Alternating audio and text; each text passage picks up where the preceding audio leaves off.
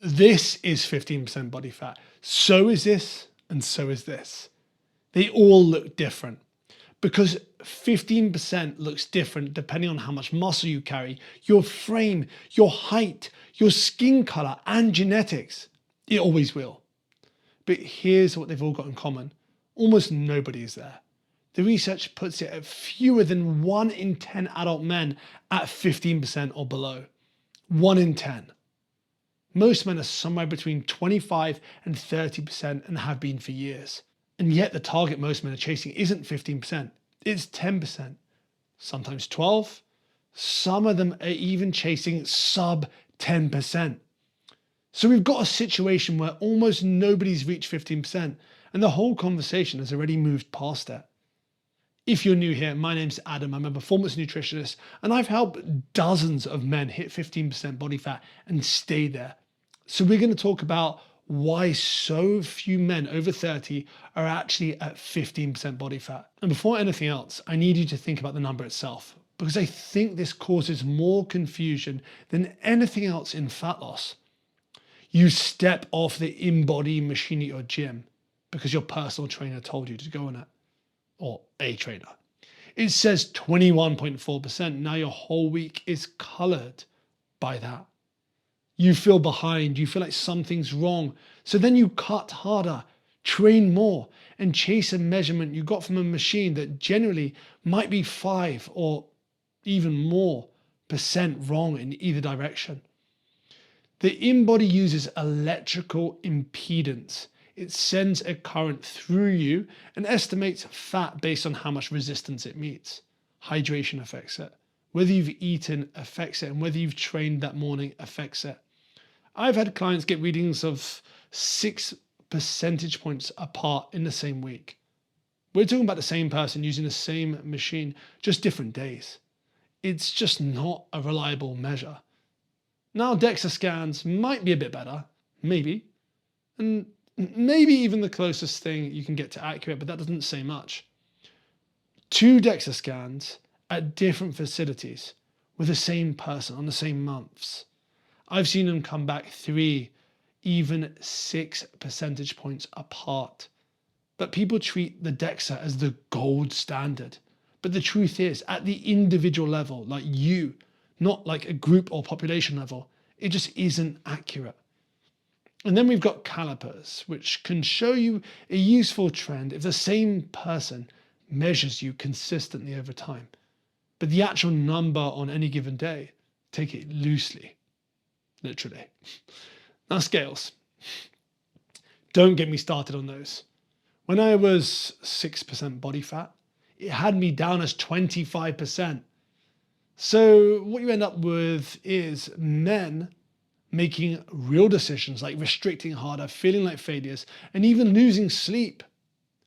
All based on numbers that could easily be 3, 5, or even more percent off in either direction.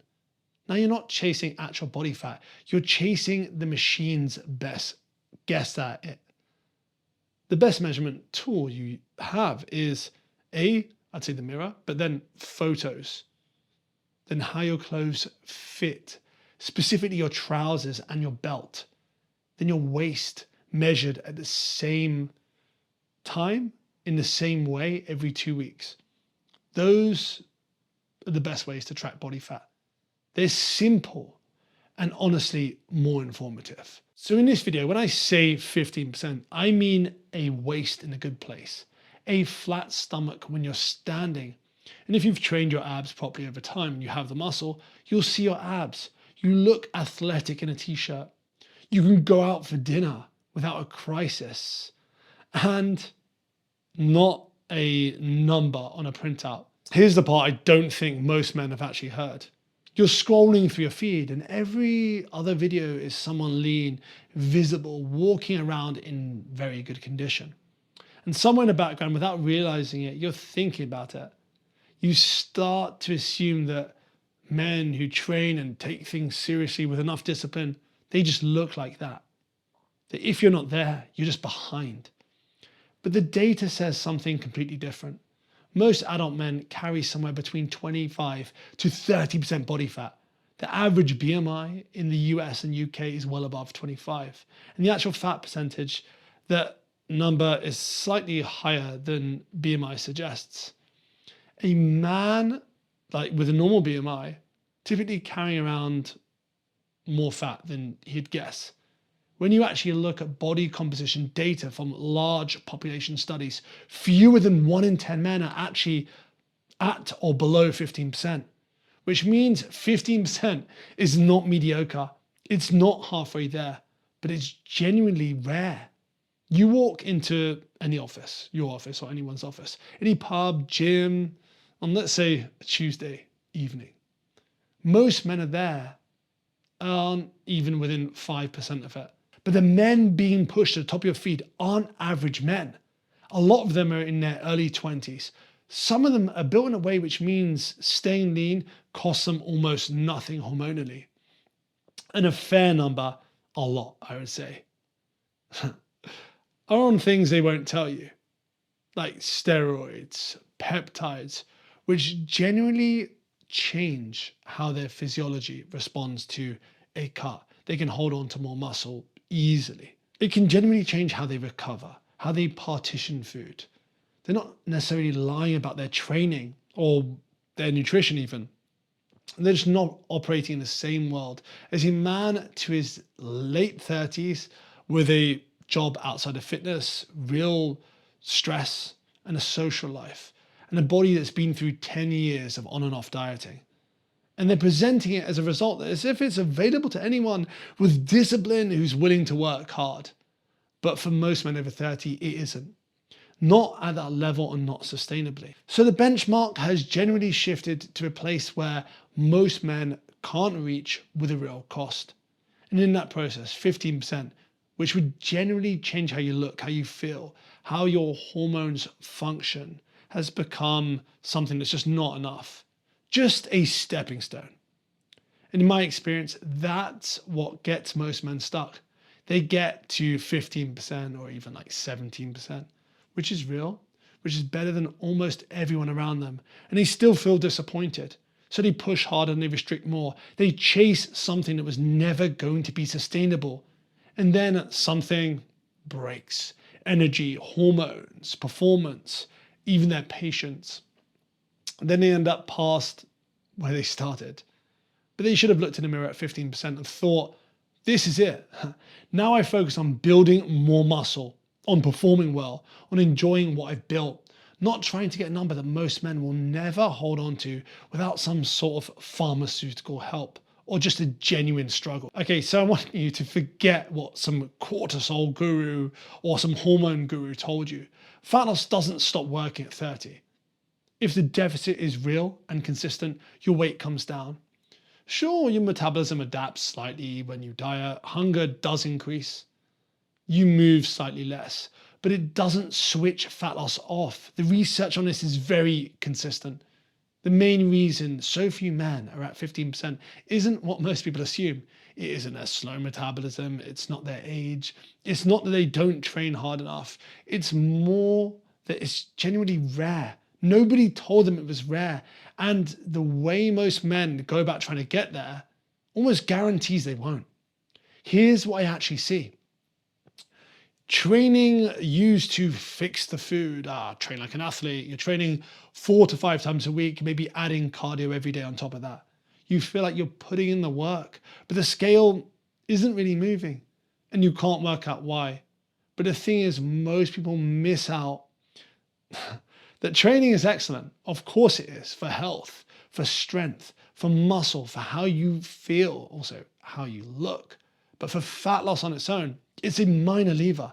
A solid session can burn 300 to 400 calories, if that. Don't listen to your watch or Whoop, whatever you use. One slightly bigger Saturday, let's say meal out, drinks, a few things you just didn't track. That can cancel out a week of training in just an afternoon. You likely won't even notice it or feel you've deviated that much. You've just lived a little. And the research is clear on this. The biggest driver of fat loss is diet. If the food isn't right, no amount of sessions will fix that. So stop using training as a reason to relax with food. They're separate jobs. Training builds and keeps the muscle. It helps improve the way you look. Your diet creates a deficit. It reveals the physique. Now, you're eating clean, but you're still guessing. Let's say you've tidied up the diet. Less obvious processed food, you've eliminated some foods completely, more whole food, you're eyeballing portions and you're eating reasonably because Eddie Abu told you to just focus on whole foods. And you're genuinely confused at why nothing's really changing. But the closer you get to 15%, the more you actually need to know what you're eating. There's less room to guess. You have less fat to lose. Because the gap between what men think they're eating and what they're actually eating is often several hundred calories a day. You don't know what you don't know, or should I say, don't track. The handful of nuts that didn't count, or the cooking oil, or the slightly bigger portion than you pictured. It adds up, and it adds up in ways that silently kills your deficit.